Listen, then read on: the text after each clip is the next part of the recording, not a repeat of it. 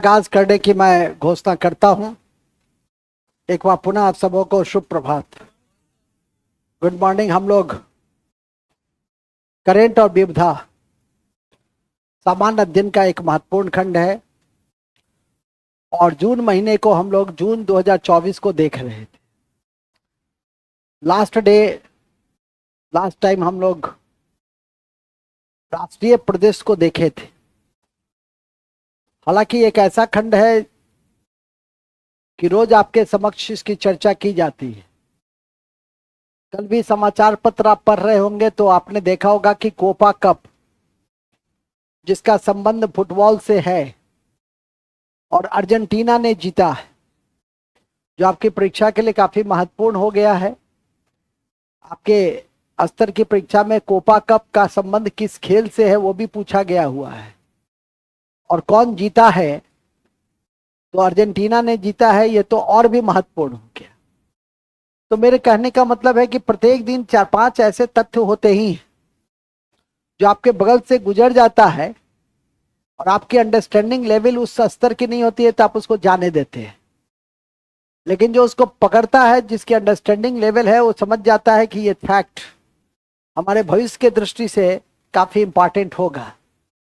जैसे जून के महीने में G7 हाई, जो देश के विश्व के सबसे बड़े औद्योगिकृत देश है, इंडस्ट्रियलाइज्ड कंट्री है, उनकी बैठक हो रही थी इटली में।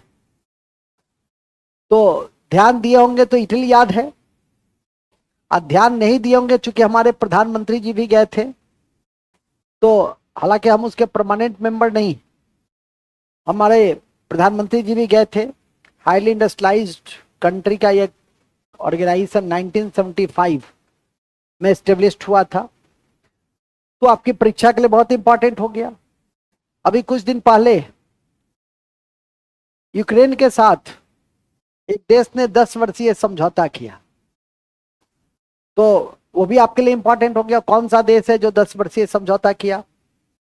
तो मैंने बताई कि अभी बताऊंगा भी। अमेरिका, यूएसए ने 10 वर्ष का समझौता, शांति समझौता किसके साथ किया?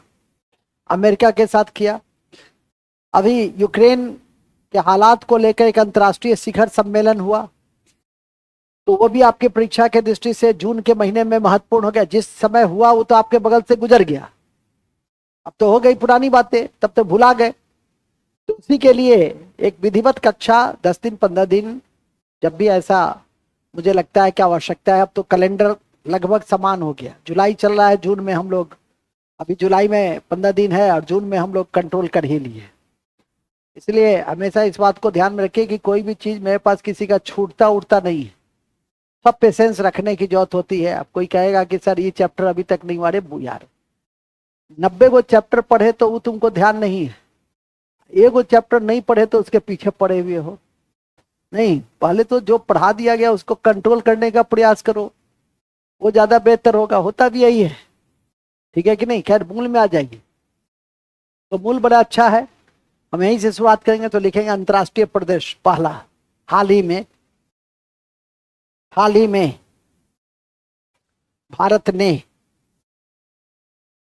हाल ही में भारत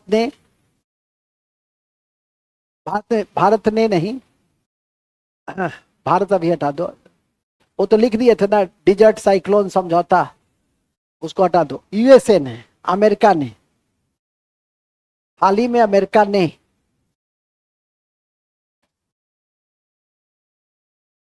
हाल ही में अमेरिका ने यूक्रेन के साथ यूक्रेन के साथ यूक्रेन के साथ समझौता किया। यूक्रेन के साथ समझौता किया। अति महत्वपूर्ण है कि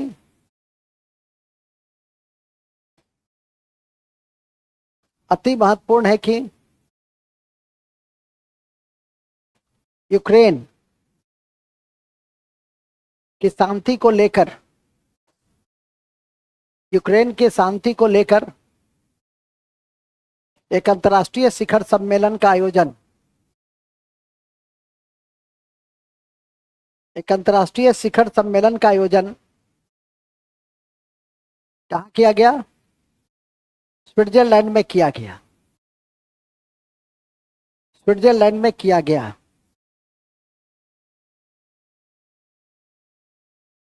स्विट्जरलैंड में किया गया। ठीक है, कहाँ किया गया? स्विट्जरलैंड में किया गया। फिर लिखिए।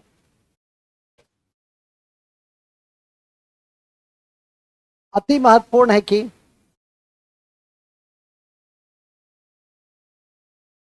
अति महत्वपूर्ण है कि मैक्सिको की पहली महिला राष्ट्रपति कौन बनी है? अति महत्वपूर्ण है कि मैक्सिको की पहली महिला राष्ट्रपति क्लाउडिया क्लाउडिया क्लाउडिया क्लाउडिया सिनमामा को बनाया गया। क्लाउडिया सिनमामा को बनाया गया। सिनमामा को बनाया गया। क्लाउडिया सिनमामा को बनाया गया। मैक्सिको कहां बनाया गया? कहां बनाया गया? मैक्सिको में। ये नॉर्थ अमेरिकन कंट्री है और याद रखिएगा कि अमेरिका में ही महिला को सबसे पहले मताधिकार 1920 में मिला था और मैक्सिको को 1953 में। हम लोग उससे पहले महिलाओं को मताधिकार दे दिए थे। महिलाओं को मताधिकार देने वाला विश्व का पहला देश कौन है? न्यूजीलैंड है। इन सबको थोड़ा सा ध्यान में करके रखिए। नेक्स्ट फिर लिखिएगा। मलावी के राष्ट्रपति, मलावी के उपराष्ट्रपति का हाल ही में मलावी के उपराष्ट्रपति का हाल ही में हेलीकॉप्टर दुर्घटना में मृत्यु हो गई। हेलीकॉप्टर दुर्घटना में मृत्यु हो गई। हेलीकॉप्टर दुर्घटना में मृत्यु हो गई। किसकी? मलावी। नेक्स्ट। अभी बताया मैंने कि सबसे ज्यादा औद्योगिकीकृत देशों का संगठन G7 की 50वीं बैठक हुई है, इसीलिए परीक्षा में पूछेगा। इटली अपुलिया जून के महीने में ही हुई, तो लिख देंगे 50वीं 50वीं G7 की बैठक। 50वीं G7 की बैठक। G7 की बैठक इटली के अपुलिया में। इटली के अपुलिया में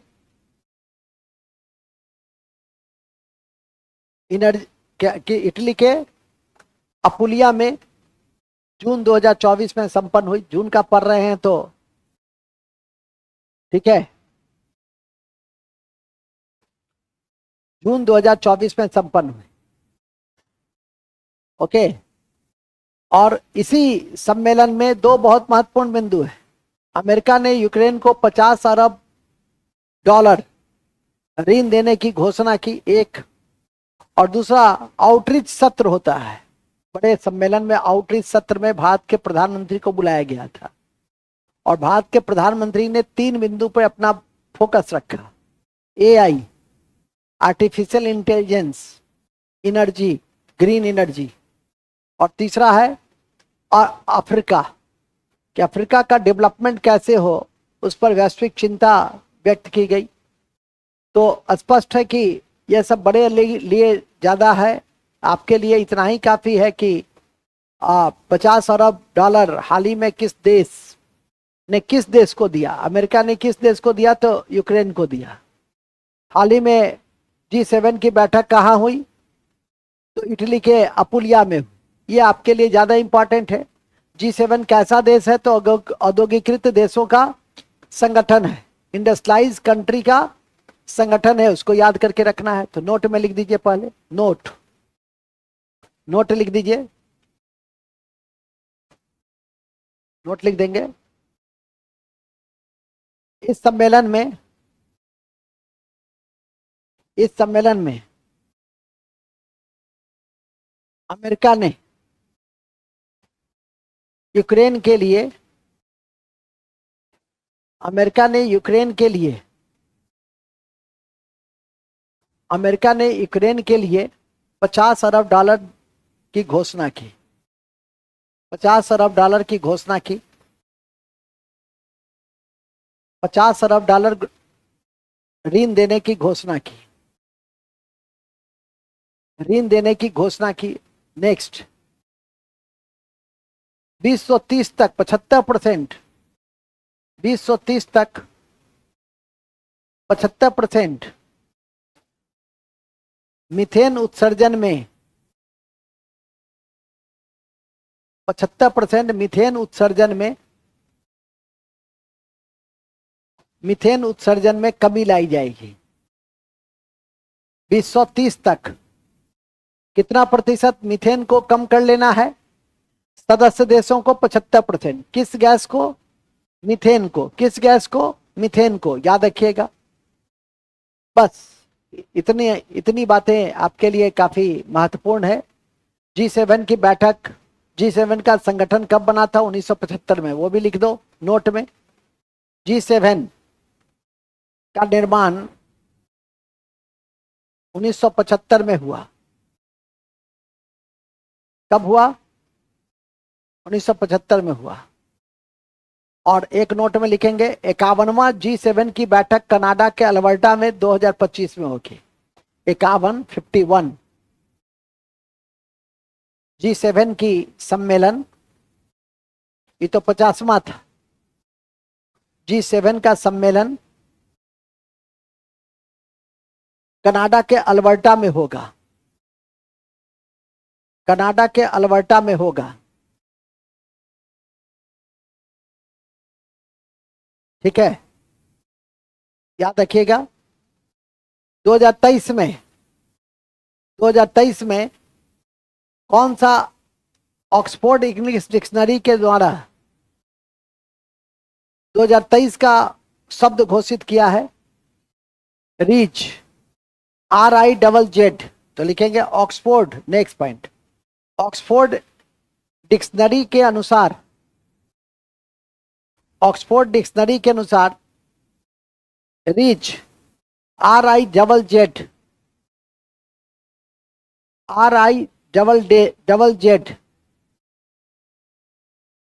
RIZZ को अंतर्राष्ट्रीय शब्द घोषित किया है। अंतर्राष्ट्रीय शब्द घोषित किया है। ठीक है, अंतर्राष्ट्रीय शब्द घोषित किया है। किसने? किसने? उसको अंडरलाइन कर लीजिए। ये JT60 SA क्या है? यह विश्व का सबसे बड़ा परमाणु फ्यूजन सेंटर है। कहाँ? जापान में। और इसको बनाने में जिस संगठन ने महत्वपूर्ण भूमिका निभाई उसका नाम था यूरोपियन संघ। तो लिखो, हाल ही में यूरोपियन संघ ने विश्व का सबसे बड़ा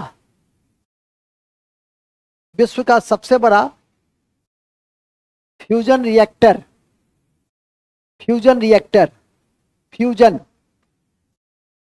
विश्व का यूरोपीय संघ ने हाल ही में यूरोपीय संघ ने विश्व का सबसे बड़ा फ्यूजन रिएक्टर जापान में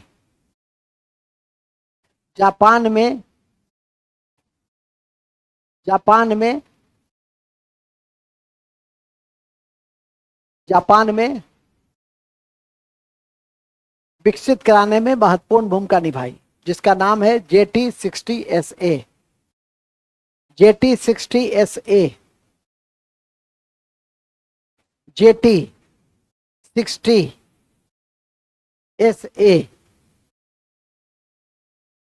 ठीक है।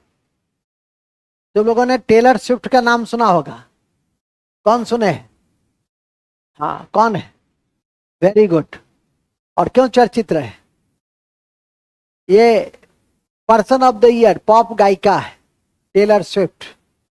अब मुझे जानकारी नहीं है कि अंबानी के उत्सव में आई थी कि नहीं आई थी, लेकिन पॉप गायिका है तो याद रखिएगा कि पॉप गायिका है, क्योंकि अंबानी के फंक्शन में विश्व के सभी नामचीन विराट कोहली को छोड़कर, हाँ, बहुत एटीट्यूड वाला आदमी है। अच्छा, बहुत अच्छा। मतलब हमने जो देखा, अब हमें इसका मीमांसा नहीं करना है। हाँ, तो मैं बता रहा था बड़ी अच्छी बात कि मैं आपको जानकारी दे रहा था कि पॉप गायिका कौन जिसको पर्सन ऑफ द ईयर मिला, तो टेलर स्विफ्ट। तो लिखेंगे टेलर स्विफ्ट को हाल ही में, टेलर स्विफ्ट, अब ब्रैकेट में लिख दो पॉप गायिका, पॉप गायिका, पॉप गायिका। यदि नींद को तोड़ना हो तो पॉप म्यूजिक सुनिए। नींद को तोड़ना हो, नींद नहीं टूट रही है, होता है कई बार, तो पॉप म्यूजिक सुनिएगा, इतना धूम धड़ांग होगा कि नींद टूट जाएगी।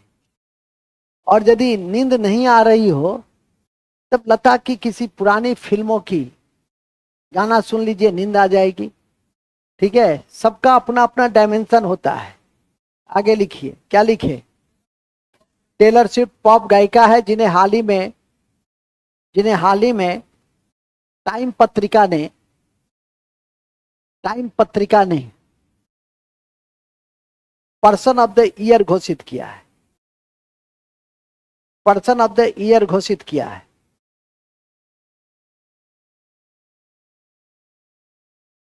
पर्सन ऑफ द ईयर घोषित किया है। ठीक है, याद रखिएगा। एक एक इनिशिएटिव है, नाम है उसका BRI, belt and road initiative. चीन का है, एक महत्वाकांक्षी वैश्विक परियोजना है। उसमें G7 का पहला देश है इटली, जिसने उससे बाहर होने की घोषणा की, कहा कि मैं अब BRI का हिस्सा नहीं। तो लिख दीजिएगा, हाल ही में इटली ने यह घोषणा की, हाल ही में इटली ने यह घोषणा की कि वह अब चीन के बेल्ट एंड रोड, वह अब चीन के, ये अपने आप में इंपॉर्टेंट है कि बेल्ट एंड रोड योजना किसकी है? चीन की। तो चीन के बेल्ट एंड रोड योजना से स्वयं को बाहर किया। बेल्ट एंड रोड योजना से स्वयं को बाहर किया।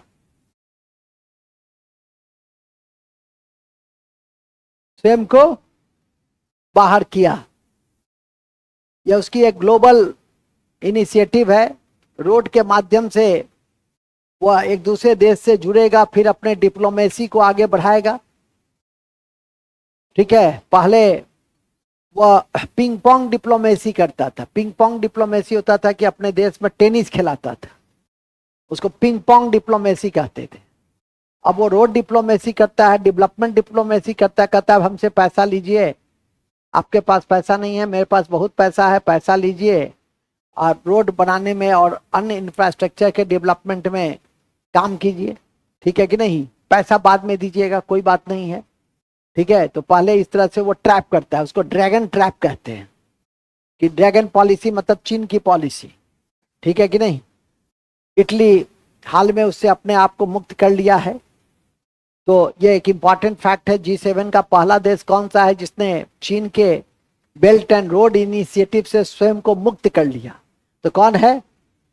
इटली है। कौन है? इटली है। ध्यान रखिएगा, अंडरलाइन कर लीजिए, टिक लगा दीजिए। फिर आ जाइए, नई सरकार बनने के बाद, नई सरकार बनने के बाद, नई सरकार बनने के बाद भारत आने वाली,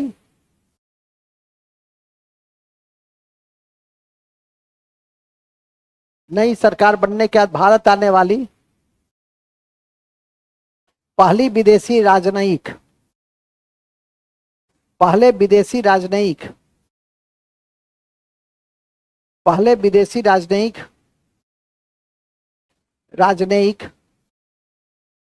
पहले विदेशी राजनयिक बांग्लादेश की प्रधानमंत्री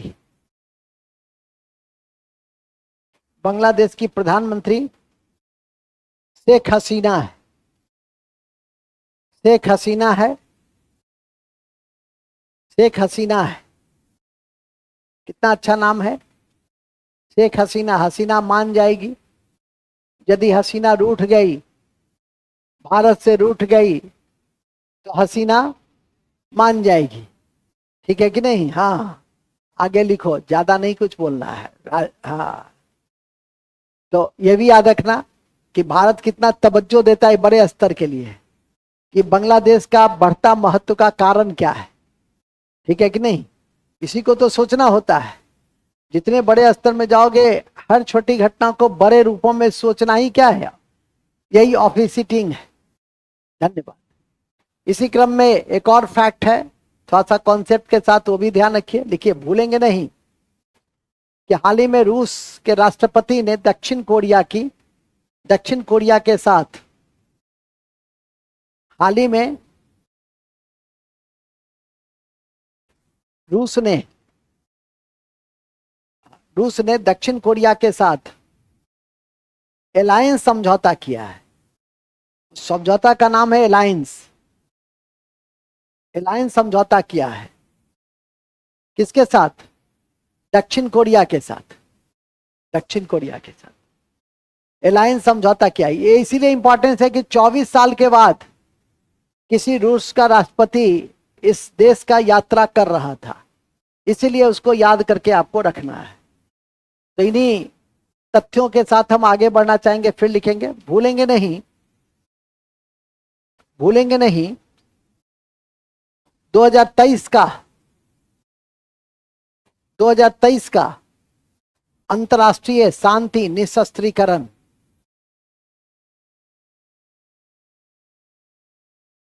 अंतर्राष्ट्रीय शांति निशस्त्रीकरण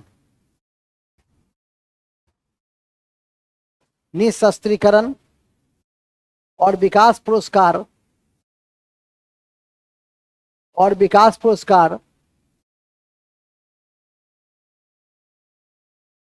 डेनियल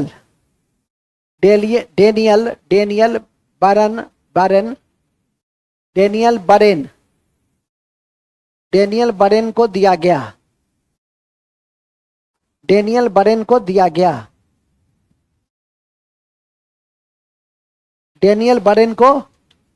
गया। टिक लगा दो। Daniel Bahrain. एक और नाम लिख दो, अली अब्बू। डेनियल बरेन और अली अब्बू को दिया गया। कौन सा पुरस्कार? इंदिरा गांधी शांति निशस्त्रीकरण पुरस्कार किसे दिया गया? डेनियल बरेन और अली अब्बू को दिया गया। थोड़ा सा अमित जी मेरी ओर भी देख लीजिए, जितना उधर देखते हैं थोड़ा सा मेरी ओर देख लीजिए, तो मैं अपने जीवन को धन्य समझूंगा। हम तो उतना देर से आप ही को देख रहे थे, सारा क्लास मुझे देख रहा था, मैं आपको देख रहा था। ये सौभाग्यशाली है कि आप किसी और की तरफ देख रहे थे। हम समझ रहे हैं, आप राधा कृष्णन को देख रहे थे, मैं समझ रहा हूँ कि आपके आदर्श राधा कृष्णन है, मैं समझ रहा हूँ। ठीक है, आगे बढ़िए। तो थोड़ा राधा कृष्णन को कम देखिए, मेरी ओर थोड़ा सा देख लीजिए। ठीक है, आगे लिखेंगे। कहाँ थे हम लोग? नहीं सुधर सकता है, इसका आदत है ये। ठीक है कि नहीं? इसको तुम कितनों कह दोगे ना, तो 1 मिनट रहेगा, फिर उधर ही देखेगा राधा कृष्णन की तरफ। अब हमको यह देखना है कि एक दिन उसको इधर हम बैठाएंगे। ठीक है, इसका इधर वाला पार्ट ज्यादा डेवलप है कि इधर वाला, तो हम देखना चाहेंगे। कल से लड़के लोग इधर बैठेंगे, लड़के लोग इधर बैठेंगे। ठीक है, ओके। हम देखना चाहते हैं कि इसका क्या शोध, तो यही होता है ना। चलो नेक्स्ट, कहाँ थे हम लोग? अली अबूद और डेनियल बरेन को कौन सा पुरस्कार दिया गया? कौन सा पुरस्कार दिया गया? इंदिरा गांधी शांति निशस्त्रीकरण पुरस्कार दिया गया। नेक्स्ट, आप लोग को एक स्टेट, एक जगह है एसके क्यूबा। ये कौन से दो देश के बीच विवादित है? और ऐसे क्षेत्र जितना अच्छी परीक्षा सेंट्रल गवर्नमेंट का देने जाएंगे वहां पूछेगा, स्टेट में भले ना पूछे, सेंट्रल में पूछेगा तो लिखेंगे एसके क्यूबा, एसे क्यूबा, एसे क्यूबा लिखना है, नहीं लिखने आता है, एसे, एसे क्यूबा। तुम ऐसे भी लिख दोगे काम चल जाएगा, कोई दिक्कत नहीं है, लेकिन ऐसे लिखो, सही ऐसे ही है। ऐसे क्यूबा, ऐसे क्यूबा वेनेजुएला और गुआना के बीच, वेनेजुएला, वेनेजुएला और गुआना के बीच, वेनेजुएला और गुआना के बीच, वेनेजुएला और गुआना के बीच एक विवादित क्षेत्र है, एक विवादित क्षेत्र है। कहां है?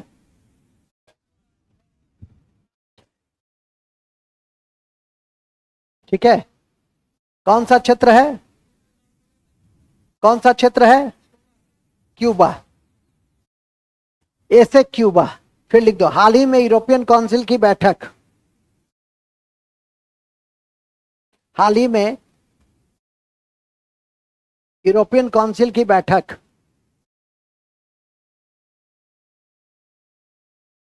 यूरोपियन काउंसिल की बैठक ब्रुसेल्स में संपन्न हुई। ब्रुसेल्स, ब्रुसेल्स में संपन्न हुई, ब्रुसेल्स में संपन्न हुई। ठीक है, कहां संपन्न हुई? अंतिम कड़ी में है। अति महत्वपूर्ण है कि, अति महत्वपूर्ण है कि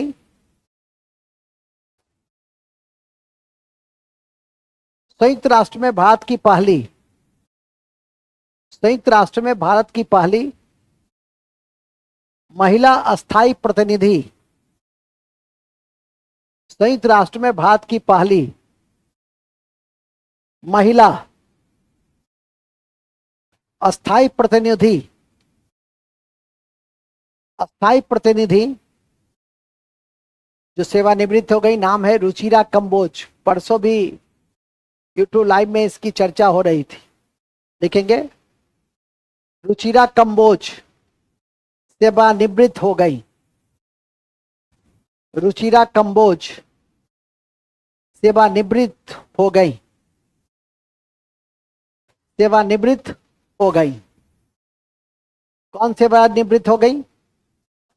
नेक्स्ट, भूलेंगे नहीं कि हाल ही में मेजर राधिका को, मेजर राधिका, मेजर राधिका को, अभी नहीं कहना कि सर ये जो अंबानी के यहाँ जो शादी हुआ है उससे अलग है क्या? कई राधिका हैं, यहां भी एकाध राधिका होगी। ठीक है, लिखो, क्या लिखे? मेजर राधिका को संयुक्त राष्ट्र, संयुक्त राष्ट्र सैन्य, सैन्य अधिवक्ता पुरस्कार,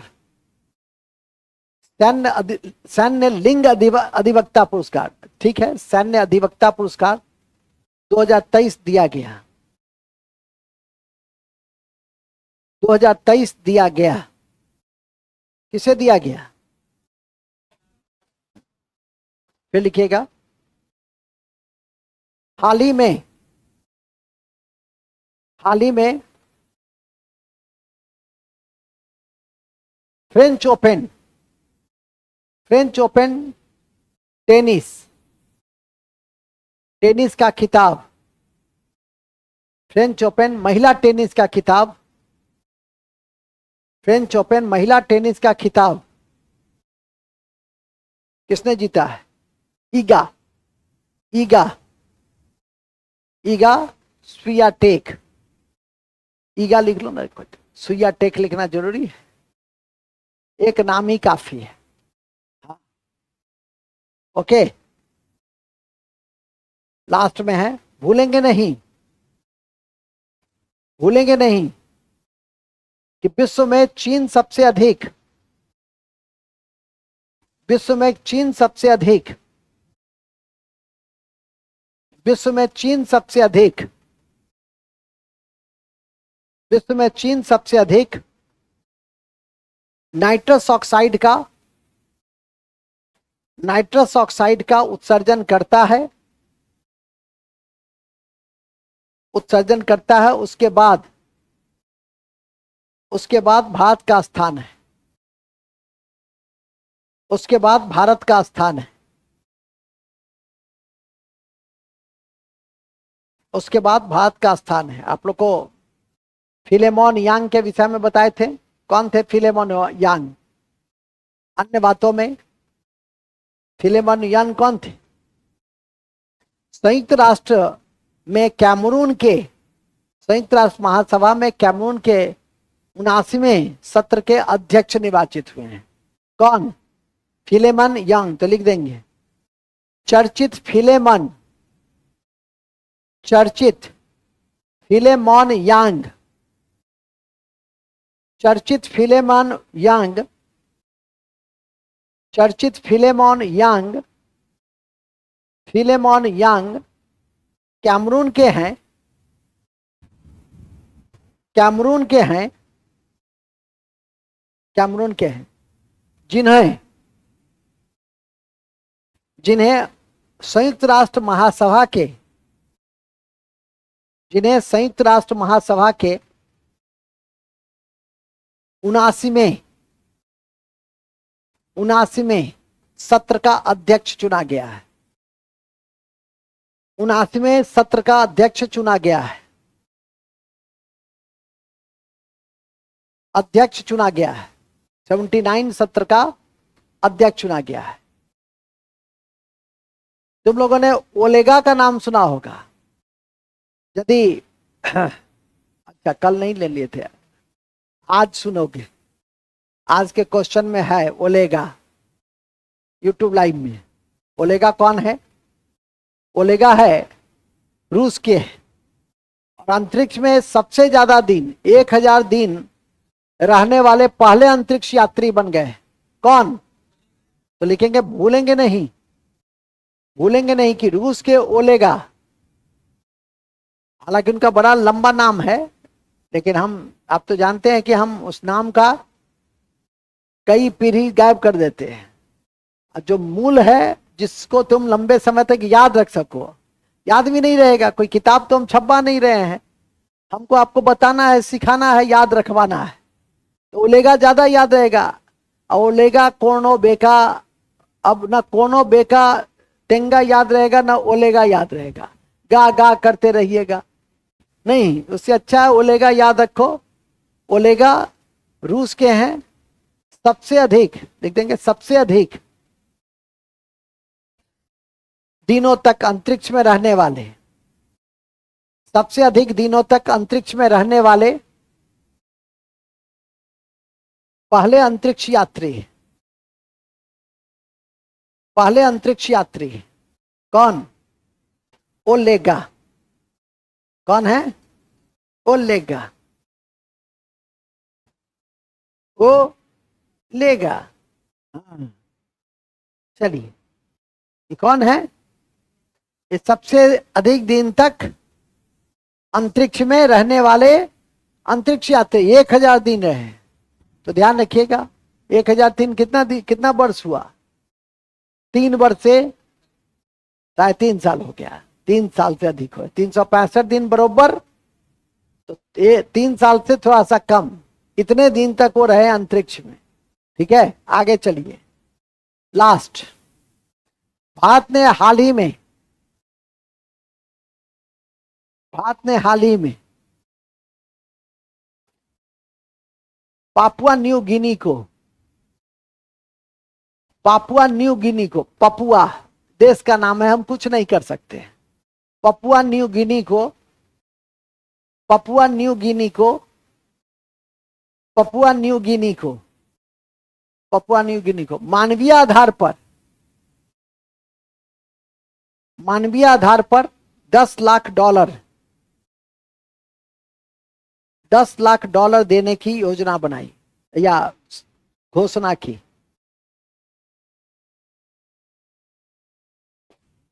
घोषणा की।